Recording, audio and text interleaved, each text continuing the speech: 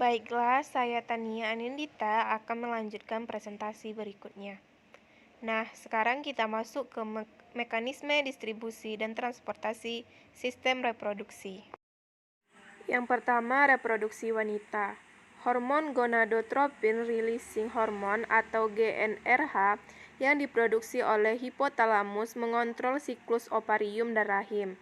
GnRH merangsang pelepasan hormon perangsang folikel atau FSH dan hormon luteinizing atau LH dan anterior hipofis.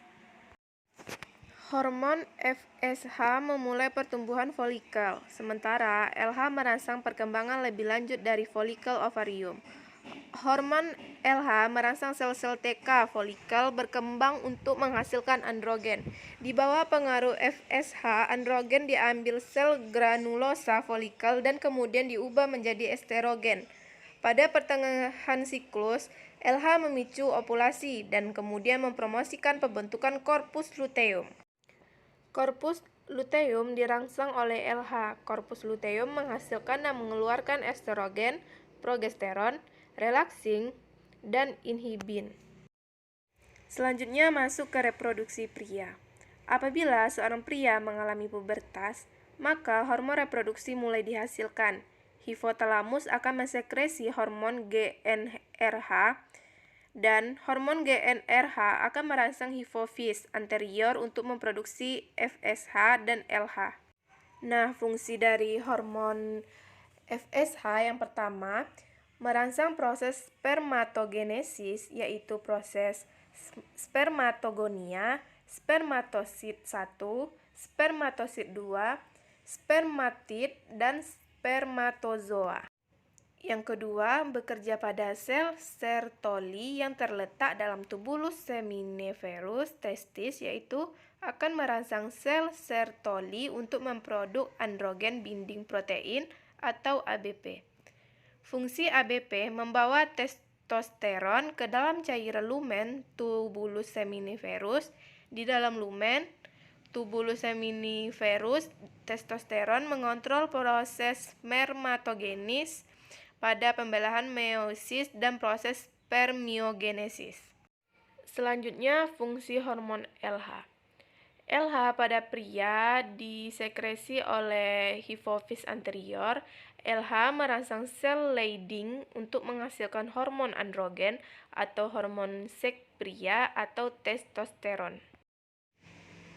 Androgen atau hormon seks pria atau testosteron.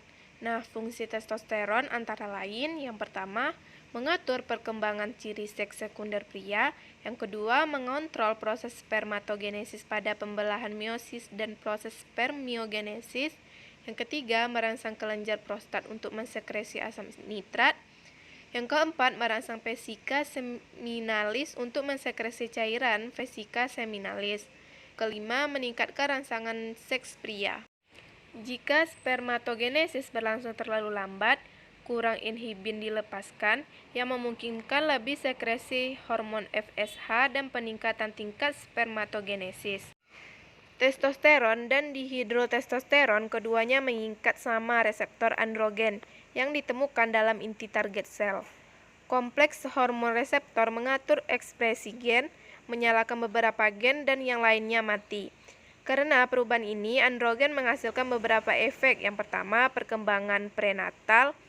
Yang kedua, perkembangan karakteristik seksual laki-laki. Yang ketiga, pengembangan fungsi seksual. Yang keempat, stimulasi anabolisme. Nah, selanjutnya kita masuk ke hormon pada pria. Yang pertama ada hormon GnRH. Yang kedua ada hormon FSH yang disekresikan oleh kelenjar hipofisis dan berperan dalam pengubahan spermatid menjadi sperma. Yang ketiga ada hormon LH, disekresi oleh kelenjar hipofisis, berperan menstimulasi sel-sel Leydig untuk memproduksi testosteron. Yang keempat, hormon testosteron, disekresi oleh sel Leydig yang berperan dalam pembentukan sperma. Yang terakhir ada hormon GH, mengontrol latar belakang fungsi metabolik testis, terutama merangsang pembelahan awal dari spermatogonia dan tanpa GH, spermatogenesis tidak terjadi. Nah, tadi itu kita masuk ke hormon pada pria dan sekarang kita masuk ke hormon pada wanita. Hormon yang terlibat dalam siklus menstruasi. Yang pertama ada hormon GnRH, kedua hormon FSH, ketiga hormon LH, keempat estrogen, yang kelima hormon progesteron. Selanjutnya kita masuk ke penyakit pada sistem reproduksi pria. Yang pertama ada disfungsi ereksi atau impotensi, adalah kondisi ketidakmampuan penis untuk mempertahankan ereksi saat berhubungan seks.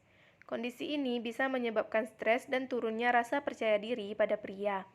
Yang kedua ada varikokel, adalah pembesaran pembuluh darah vena alias varises pada skrotum kantung testis. Kondisi ini mirip varises pada kaki.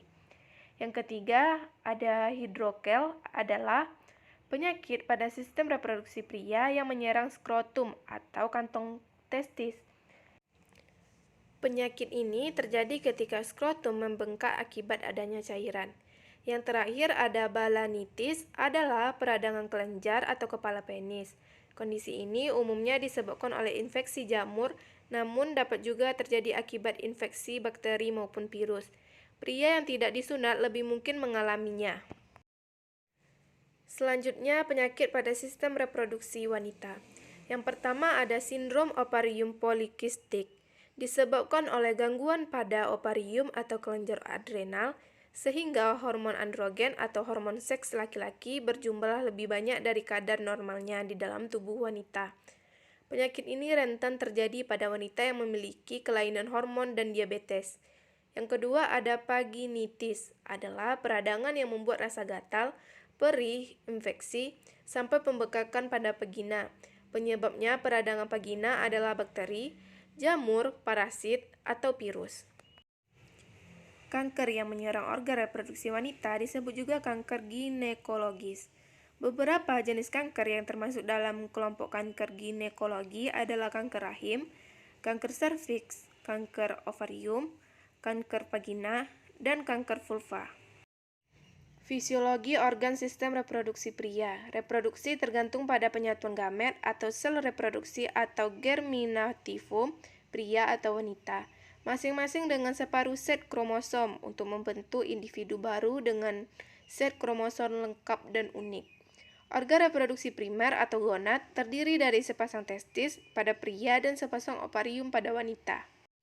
Gonad mempunyai dua fungsi. Yang pertama menghasilkan gamet atau gametogenesis, yaitu spermatozoa atau sperma pada pria dan ovum atau sel telur pada wanita.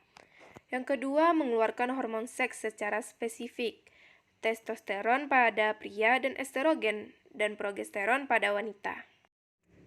Nah, sekarang kita masuk ke yang terakhir, yaitu fisiologi organ sistem reproduksi wanita.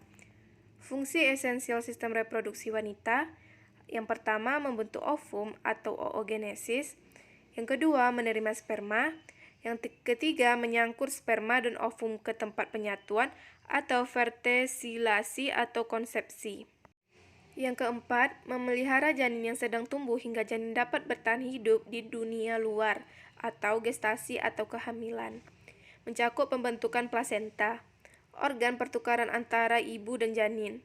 Yang kelima, melahirkan bayi atau partus. Yang terakhir, memberikan makan bayi setelah lahir dan menghasilkan susu atau laktasi. Sekian dari video presentasi dari kelompok kami. Apabila ada kesalahan, mohon dimaafkan. Wassalamualaikum warahmatullahi wabarakatuh.